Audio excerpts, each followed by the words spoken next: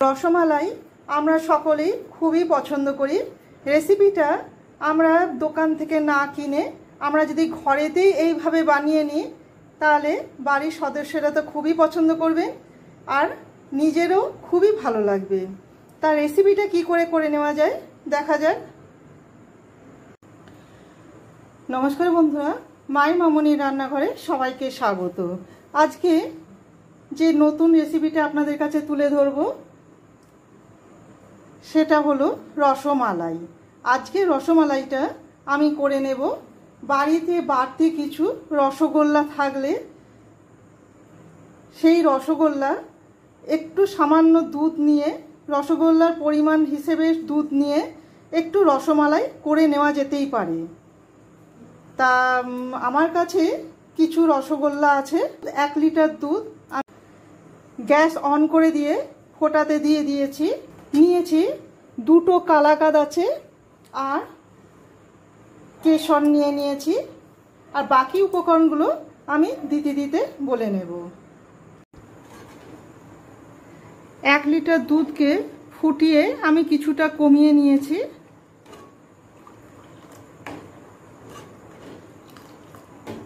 এরপর দিয়ে দিচ্ছি কেশর,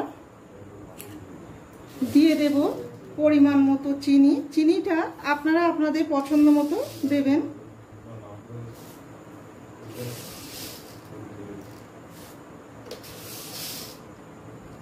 আমি 4 টেবিল চামচ চিনি দিলাম। চিনিটা দিয়ে ভালো করে মিশিয়ে নেব।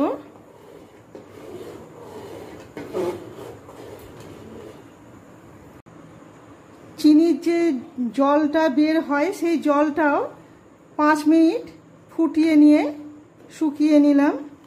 দুধটা বেশ ঘন হয়ে গেছে দেখেই বুঝতে পাচ্ছেন। এরপর দিয়ে দেব কিছু কিশমিশ। এই রসগোল্লাগুলো ভালো করে রসটা চিপে নিয়ে দুধের মধ্যে দিয়ে দেব।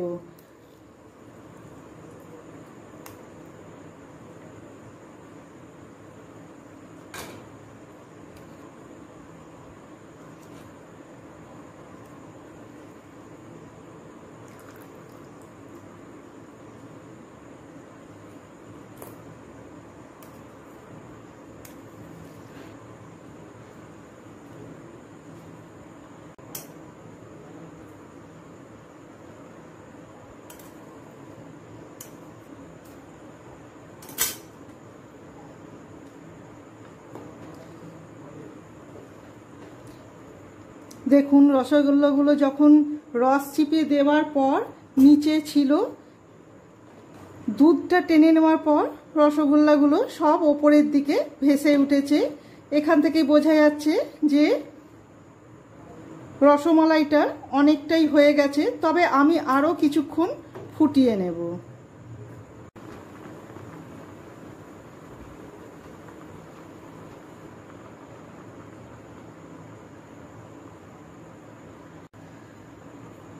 গ্যাসের ফ্লেমটাকে লোয়ে করে দিলাম। দুধটা ঘন হওয়া পর্যন্ত অপেক্ষা করলাম। দেখুন বেশ সুন্দর ঘন হয়ে গেছে। এরপর দিয়ে দিচ্ছি ওপর থেকে কালাকাঁদ। এতে কি টেস্টটা আরও বাড়িয়ে দেয়।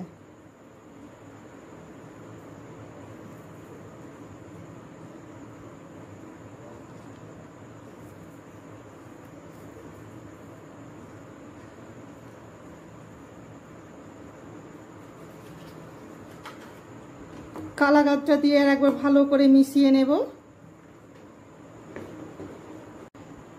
গ্যাসের ফ্লেমটাকে বন্ধ করে দিচ্ছি। ওপর থেকে দিয়ে দেব কিছু ড্রাই ফ্রুটস।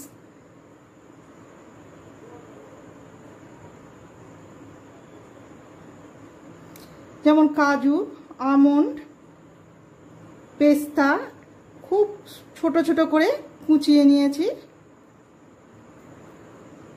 ব্যাস রেডি রসমালাই। একটু ঠান্ডা হয়ে যাওয়ার পর দিয়ে দেব 4টে এলাচকে গুঁড়িয়ে।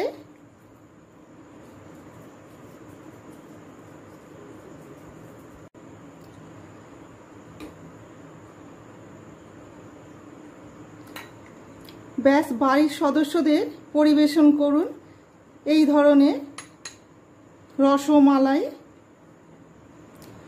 রসমালাই রেসিপিটা আপনাদের কেমন লাগলো অবশ্যই কমেন্ট করে জানাবেন।